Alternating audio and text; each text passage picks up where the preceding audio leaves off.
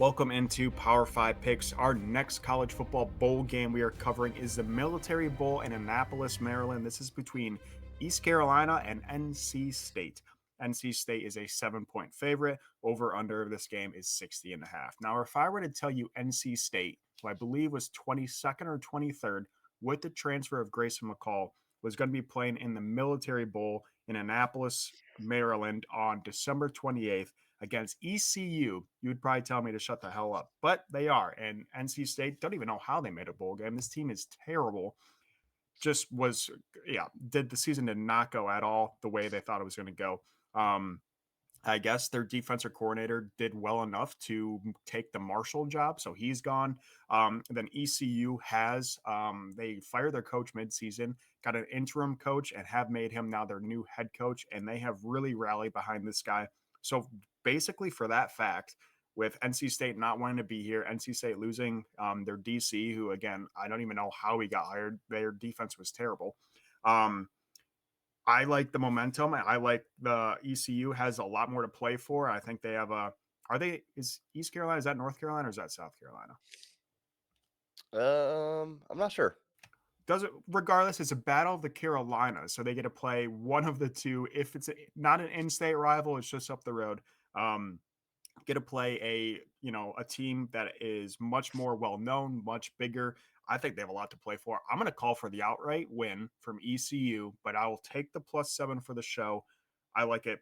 One of my favorite bets of the board, and I know it's not a great game, but sometimes the ugly games are good opportunities to make money. So I like ECU quite a bit. I'll take them at the plus a touchdown. Yeah, I'm right there with you. I like ECU for a lot of the reasons you said, riding that momentum. They started off their season a little bit shaky there, but ended up rallying to win 4 in a row before dropping that final game to Navy, which you can't write them off for that one. That's a pretty good team, a tough matchup for ECU there. But yeah, NC State, I mean, they just weren't able to get any momentum all season long. Their longest win streak of the year was 2 games. Longest losing streak of the year was 2 games. I mean, they were just basically win, lose, win, lose. They did win their final game against North Carolina to become bowl eligible.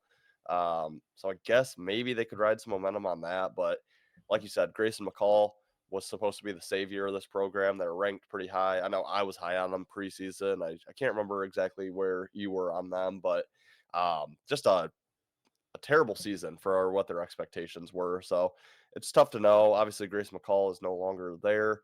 It's tough to know what these players are feeling going into this bowl game here. But yeah, I think ECU with that momentum, I'm going to ride them. And I like the over quite a bit in this game. I think it's free flowing. I think we see points traded back and forth. I don't think there's a ton of defense. I guess for the sake of being different, put me down for the over 60 and a half in this game. Yeah, I think we could see this game get up into the 70s, if not the 80s. Yeah, again, no defense from North Carolina State, so I have no idea how their guy got fired. Maybe he had good years past. I don't really know. And going to a program like Marshall, which is, I don't know, they're a pretty good group of 5. Anyways, I like it.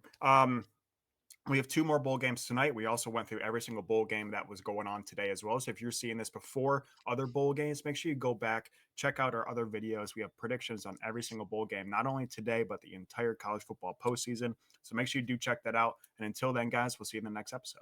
You better start listening to the Better in Green podcast. You will not regret it. Trust me, trust me, trust me. And hey, I'm Dean Blandino.